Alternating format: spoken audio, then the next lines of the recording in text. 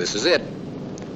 This is the B-29, the plane you've been waiting for. And it was worth waiting for.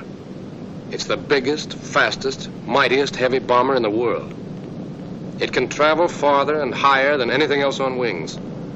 It has a pressurized cabin, permitting high-altitude flight without oxygen masks. It has 5 remotely controlled, electrically driven turrets, each carrying twin 50s, with a 20-millimeter cannon added to the turret in the tail. Yes, the B-29 is everything you've been promised. And the pilot who flies one has an enviable job.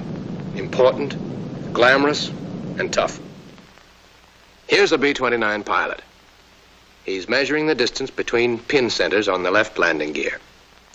This part of the job isn't so glamorous. But it's the pilot's responsibility to make sure that everything on this biggest bomber in the world works properly. If you were a B-29 pilot, here's exactly what you'd have to do before an operational flight. Check the nose wheel. See that the tires are inflated to 45 to 50 pounds per square inch. While measuring the pressure, look over the tires for general condition also. Watch out especially for cuts or signs of serious wear. One of the ground crew will replace the dust covers, but you're still responsible for his work. After you've measured the pressure in both tires, give the gear a visual check. The strut should be clean, with a clearance between pin centers of 10 inches. And the shimmy damper must be full. That's important. Make sure the rod is almost up to the notch in the gauge on the shimmy damper reservoir. Now you can look over the engine cowlings on your way to the other main landing wheel. This gets the same inspection you've already given its mate. The co-pilot ducks into the wheel well to inspect the equipment there, while you work on the wheels. Measure tire pressures again. On these tires, the pressure should be between 75 and 85 pounds per square inch. Inside the wheel well, the co-pilot examines the wires, connections, and switches. He makes sure all the cannon plugs are on tight, paying particular attention to the plugs on this motor, which opens and closes the nacelle doors, and also to the plugs of the normal and emergency landing gear motors. Then he turns around to examine his side of the strut. He looks it over and inspects the brake lines, making sure that the hose is not chafing and no fluid is leaking. Meanwhile, you're checking the clearance between pin centers again. 13 1/4 inches. Right. Now, are the wheel chocks in place? One behind the inboard tire and one in front of the outboard tire, just as it should be. Next, check the cowlings, inspection doors, and inspection plates. You've already examined some of them, but you must be sure all of them are okay. The other members of the crew help you out with these inspections. Here, for example, a gunner tests the fastening of the top cowling. But you'll have to check the security of the other coverings, and there are a lot of them all over this ship. While you're walking along, you can examine the wing seams. Fluid leaking from them means trouble. Now to check the ailerons and trim tabs. All control surfaces and all trim tabs must be inspected. Test the tabs for excessive hinge play by shaking them, and see that the gas tank caps are tightened. If there were extra fuel tanks in the bomb bays, their connections would have to be examined. But now the pilot and the co-pilot continue their tour around the plane. They have a lot to check. Hatches, windows, control surfaces, trim tabs, inspection plates, and doors. But the pilot and co-pilot aren't the only crew members with inspections to make. The gunners, for example, besides helping the pilot check the airplane, must also be sure the guns and gun cameras will work properly. They must inspect all 5 turrets in the same way they're now examining this lower rear turret. After they have the dome and gun cover removed, they see that the ammunition moves freely in the chutes and is correctly loaded. The guns just don't fire with the cartridges in backwards. They also check the safety wiring on the gun mounting bolts, up in there. Then the gun charging switches are put on reset. That conserves the CO2 pressure, which automatically charges the guns. Finally, the gun camera is inspected. Enough film, speed set at 16 frames per second, lens adjusted to the brightness of the day, and the interval control put at the desired number of seconds and turned on. And this turret is all right. The dome and gun cover can be replaced. The tail turret is checked by the tail gunner. But again, the pilot is responsible. If the guns fail, he gets the blame. so he watches the tail gunner as the Shatterall feed mechanism is inspected. Now the other gunners only have to lock the latches. Elevation latch locked. Azimuth latch locked. The doors are shut and fastened, and the gunners can go to another turret.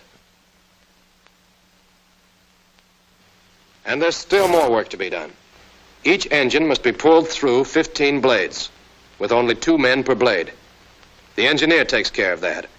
He sits at his position, making sure that all switches are off, while the 4 engines are pulled through.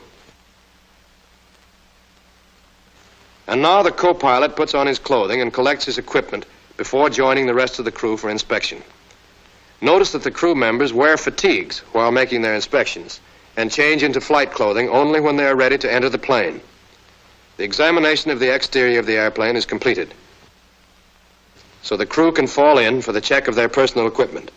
That's the last item of the before entering the airplane part of the procedure, and it's strictly the pilot's job, your job. You are responsible for the men as well as the plane.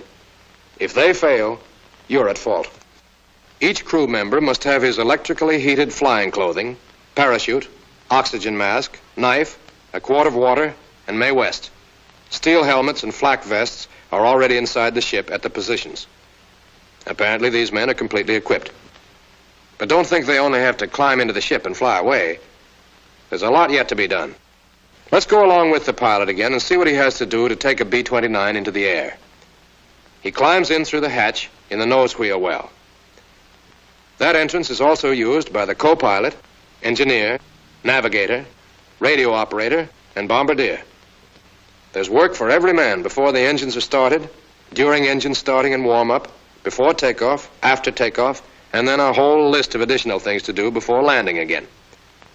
As soon as the radio operator gets in, he climbs back to close the pressure door between the forward compartment and the forward bomb bay. The bombardier is the last one in, so he closes the hatch. The gunners close the pressure doors in their compartment. They also open the cabin pressure valves, which will now automatically maintain the cabin pressure at the desired level. 3 compartments in the plane, the pilot's compartment, the gun control compartment, and the tail gunner's compartment, are sealed off from the rest of the fuselage and supplied with this compressed air. The cabin pressurizer keeps 8,000 feet altitude inside the plane until the outside is at 30,000 feet. If the plane gets higher than 30,000 feet, the pressure inside drops off gradually, but it is always 13.4 inches of mercury more than the outside pressure. But let's get back to flight procedure. The gunners take care of the other pressure door in their compartment. But what about the pilot? That's you. You already have your chute fastened, your Mae West on, and the seat adjusted. So you put your throat microphone and earphones on. If you put the mic on first, you won't get so badly tangled in the wires. Don't forget to plug in your disconnector cord. Now to start work. Ask the engineer for Forms 1, 1A, and 01-1-40, and look them over. Be sure that everything on Forms 1 and 1A has been checked. Pay particular attention to the list of defective equipment. If anything vital is out of order, it must be fixed before taking off. The weight and balance computation is in Form 01-1-40. That's important. Make sure it's correct. When you've examined all the forms and signed them, you can give them back to the engineer and tell him to start the putt-putt. You have to turn on the emergency ignition switch. The tail gunner looks after the putt-putt, starting and stopping it on orders from the engineer. But now, you set the jackbox selector switch to command and turn on the proper command receiver and the command transmitter. This puts you in communication with the control tower. Now examine your own equipment. Look over your oxygen mask and make sure your portable oxygen bottle is fully charged. Then try out the cockpit lights. To test the ultraviolet lamps, turn on the switches and twist the shutter. You should then be able to see the light. By turning the shutter back, you can control the amount of ultraviolet light emitted. Next, try out the alarm bell. The gun commander will tell you if it's working. Then depress the brake pedals and pull out the parking brake knob to set the brakes. Look over to the control stand and make sure that the emergency releases and switches are correctly set. power transfer switch, emergency landing gear release, emergency bomb release, emergency cabin air pressure release, and pilot's over control.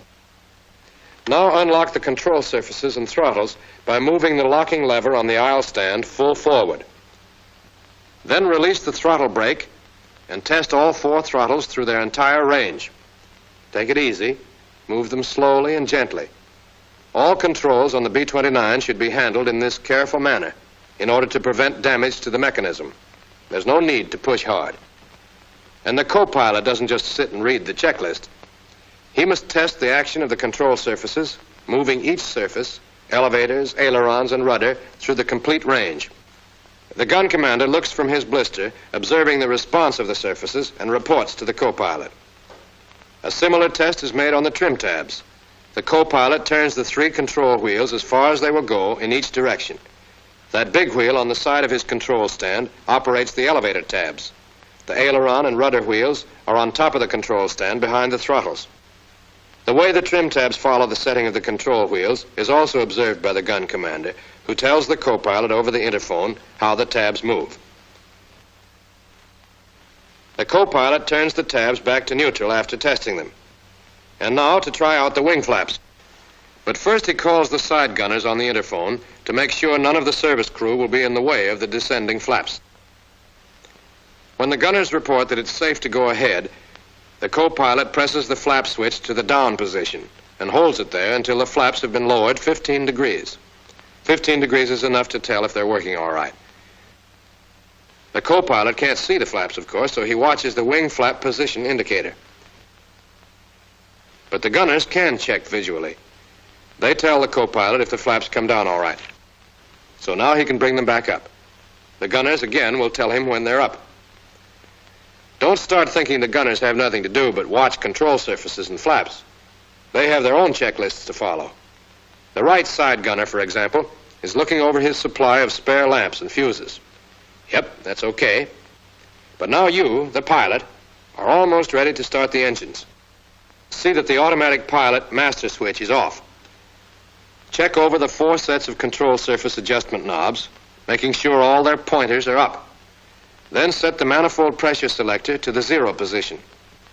And depress all 4 propeller RPM switches to the increase position and hold them there until the lights on the co-pilot's instrument panel flash. Now you're all ready to start the engines, and the rest of the crew should be too. They check in with the co-pilot, reporting in this sequence. Bombardier, who sits directly ahead of the pilot and co-pilot.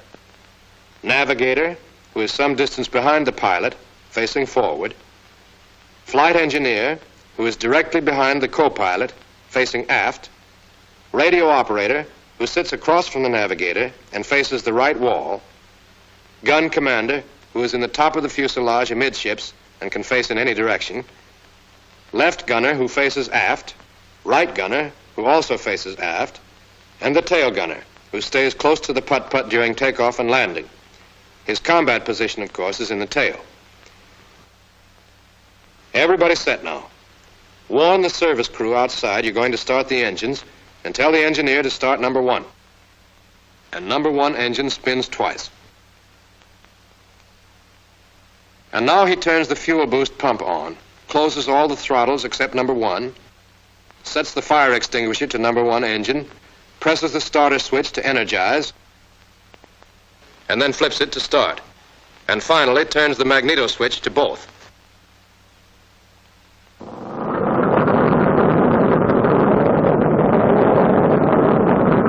You have to push the throttle to 1200 RPM and signal for number 2. The same procedure is repeated until all 4 engines are running.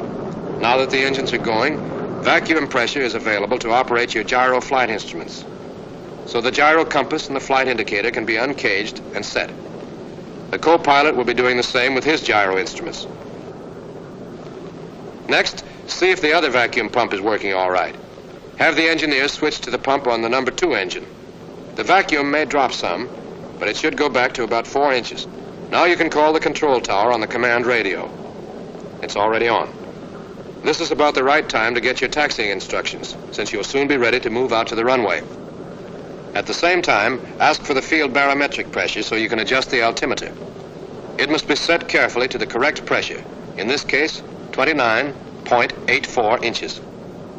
Obviously, an accurate altimeter is a vital necessity, especially if you may have to fly on instruments. Next, you want the bombardier. You know he sits back with the navigator and the radio operator until the ship is in the air. But right now, he has to come forward to make the final checks on the bomb sight. He's already completed the regular pre-flight inspection of his equipment.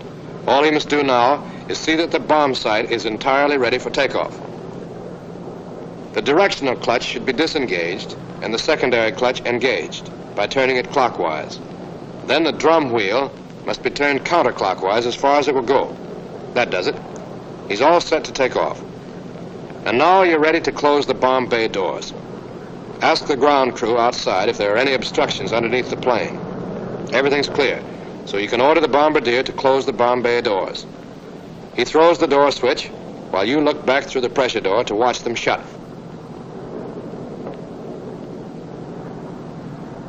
The rear bomb bay door is looked after by one of the gunners, who will tell you when it's closed. When both doors are shut, the bombardier can go back to his takeoff position in the rear of the compartment. And you're almost ready to taxi. But you better make one last check of the turret warning lights. Uh-oh, that lower rear turret light is on. Call one of the side gunners and have him take care of it. Perhaps the turret wasn't stowed. Forget about it, gunner? Well, it's easy to fix. Get control of the turret, press the action switch, and stow it. That does it. There, that turret warning light is off now. And everybody's set. Switch your jack box back to command and signal the ground crew outside to remove the wheel chocks and get a safe distance away from the airplane. The co-pilot warns the crew to stand by to taxi. And you can release the brakes and move the ship out to the runway.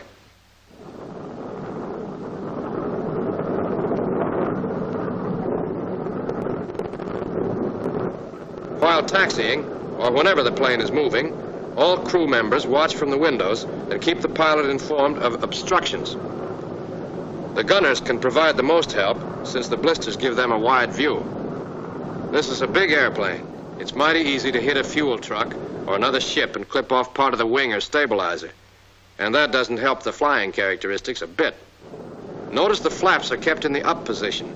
If you taxi with them down, the undersurfaces are likely to be damaged by pebbles blown back by the propellers. After you've stopped at the edge of the runway, put in your call to the control tower for permission to taxi on the runway. When the tower has given the clearance, move on the runway. Steer with the outboard engines, not the brakes. Excessive use of the brakes on a plane as heavy as this one will wear them out quickly.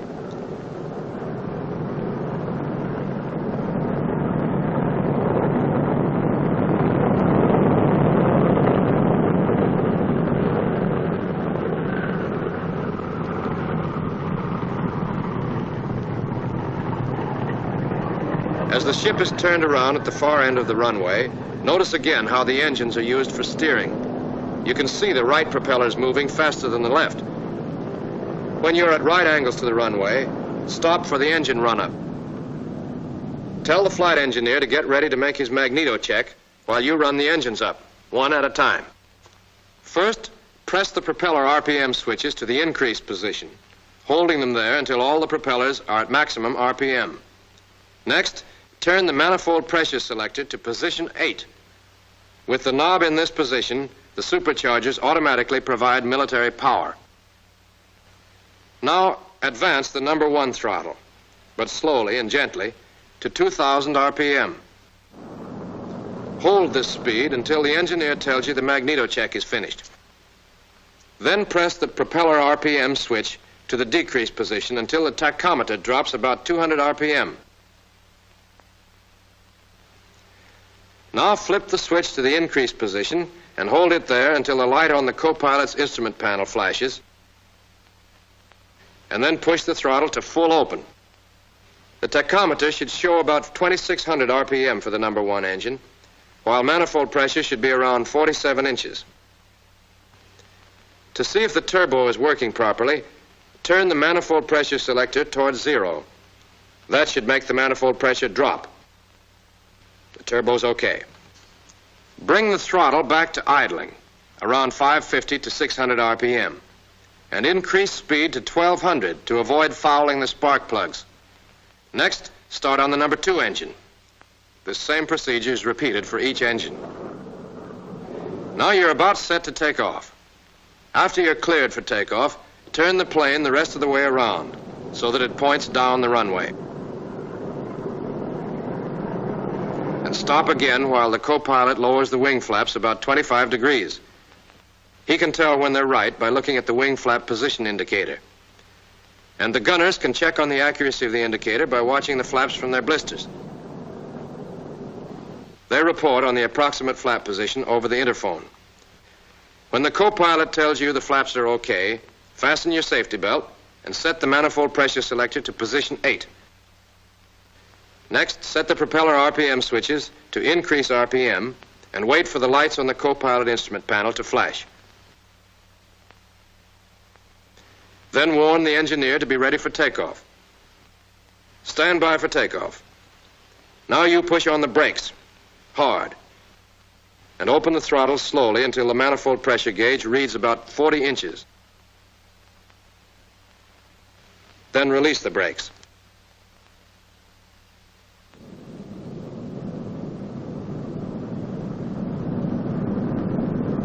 As you gather speed, slowly advance the throttles to full power and set the throttle brake.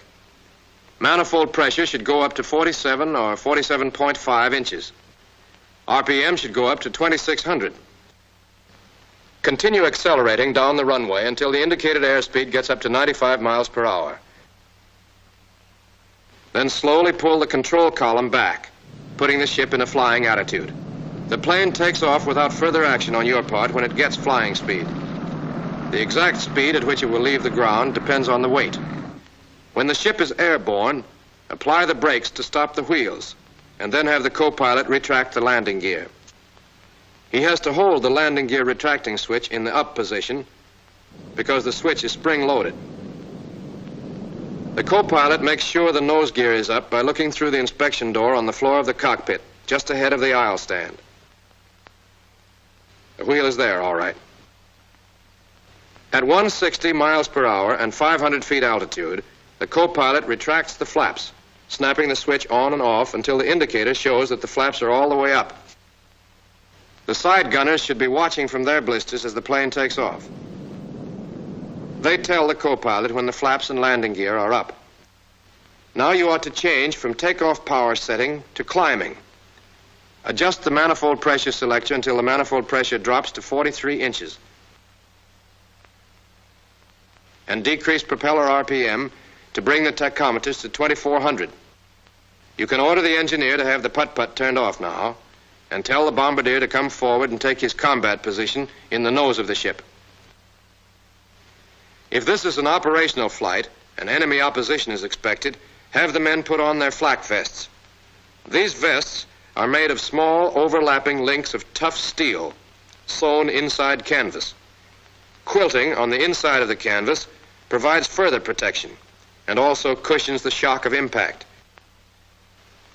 Above 10,000 feet, oxygen masks must be worn by one man in each compartment.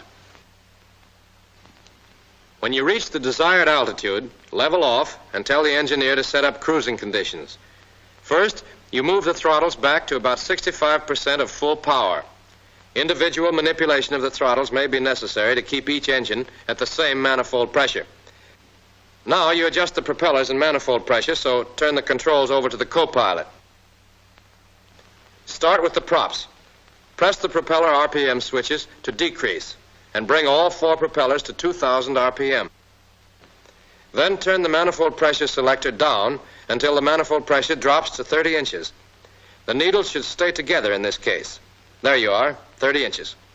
Considerable juggling of throttles, propellers, and supercharger may be necessary before you get it just right, but that's how you get a B-29 into the air. It's a big, heavy, and powerful airplane. Bigger, heavier, and more powerful than anything you've ever flown. For that reason, It must be handled gently and precisely. You must carefully follow the prescribed procedures. Even a super bomber is no good to the Army if it's in little busted-up pieces. But don't get jittery. The 29 is a sweet ship to handle. When it stalls, the nose drops so that the plane automatically recovers. There's no tendency to spin. Stalling speed varies quite a bit naturally depending on weight and other conditions, but generally it's between 84 and 135 miles per hour. When turning or executing any maneuver, take it easy. This is a big plane, remember, not a fighter. Yet fairly steep turns can be made safely. This 30-degree bank can also be done with full flaps. That's about the limit. And when evasive action is necessary, you have plenty of tricks to pull.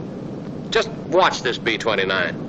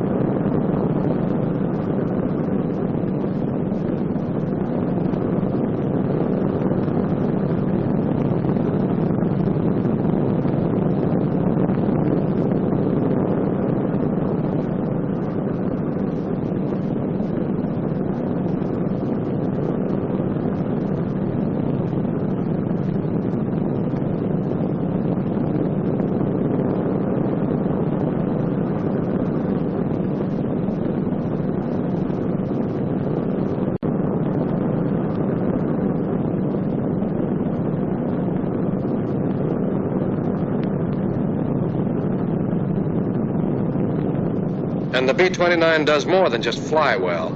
It packs a terrific wallop. A wallop enemy fighters will quickly learn to fear. That turret you see moving is only one of the 5 on the ship, which mounts a total of 10 machine guns and 1 cannon.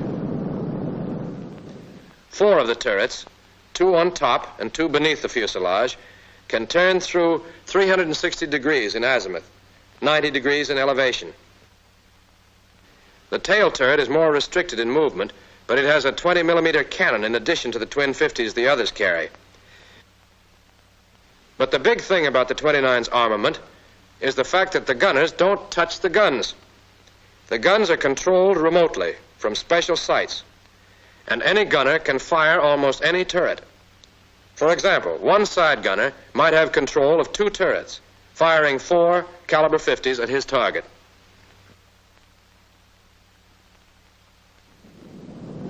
That's only the beginning of the story about guns, so let's get back to what a pilot has to do.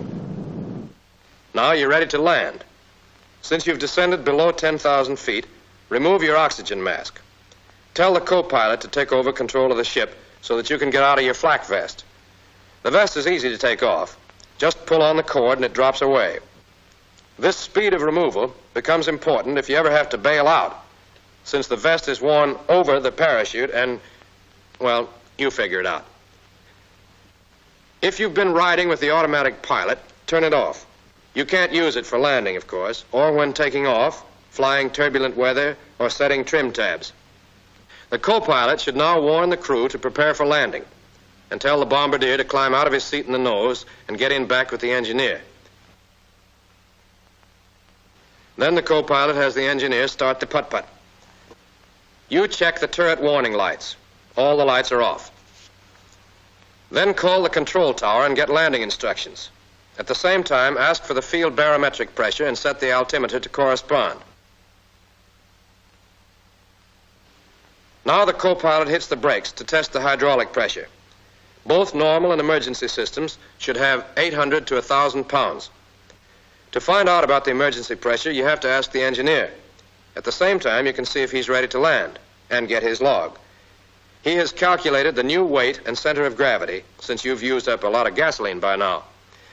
You should look the log over, but the co-pilot will check it carefully, examining the center of gravity and weight computations. The table on the instrument panel gives the stalling speed for the computed weight. The co-pilot tells you the stalling speed and also reports that everybody in the crew is ready to land. Next, you adjust the propeller RPM switches. Push them to increase until you get the tachometers to show 2100 RPM. Now adjust the manifold pressure selector to give you plenty of reserve power. Turn it all the way up to position 8, the setting for full military power. When the plane is slowed down to 180 miles per hour or less, order the co-pilot to lower the landing gear. When the switch is set to the down position, the wheels descend all the way, lock, and the gear motors automatically stop.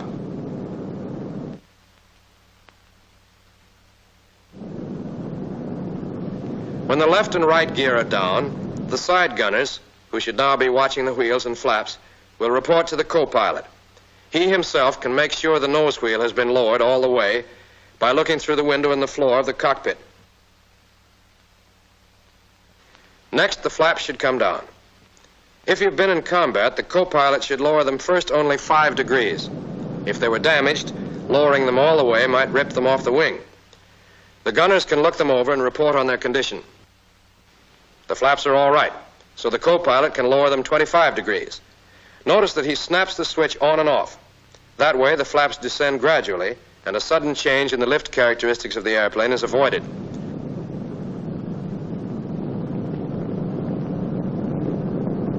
The gunners will report when the flaps appear to be down 25 degrees, and the co-pilot can check by looking at his wing flap position indicator. When he has the flaps where he wants them, he'll tell you. Then you'll probably have to reset the trim tabs because of the change in the flap position. Next, adjust the throttle brake to a comfortable tension. And don't forget to turn off the detonator power switch. Now make a standard approach, keeping the speed about 30 miles per hour above stalling.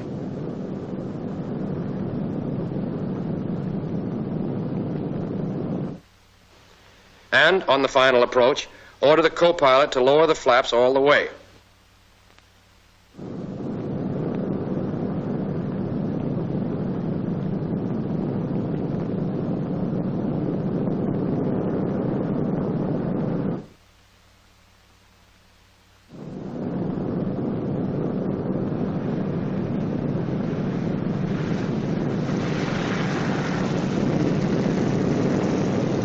When you touch the ground, the plane should be slightly tail low and going between 95 and 100 miles per hour.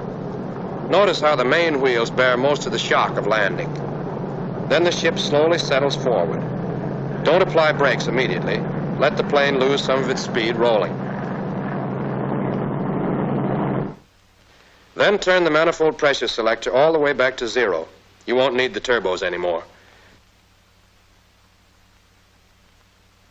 And set the propellers at increase RPM.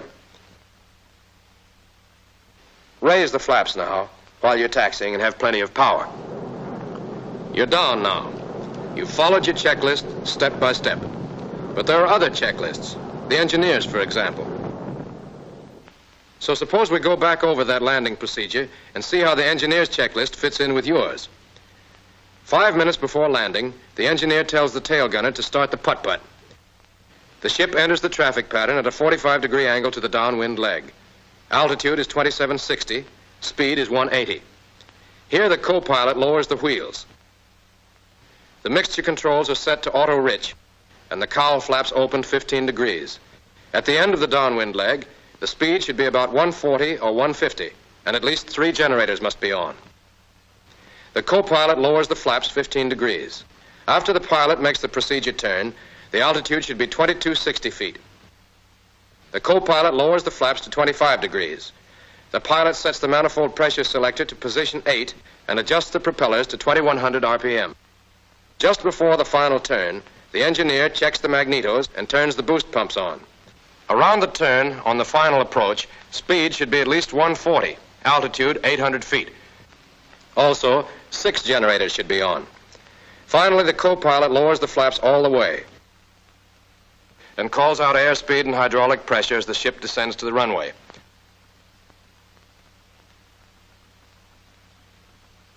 After the airplane's on the ground, turbos come off and propellers are set to full increase RPM.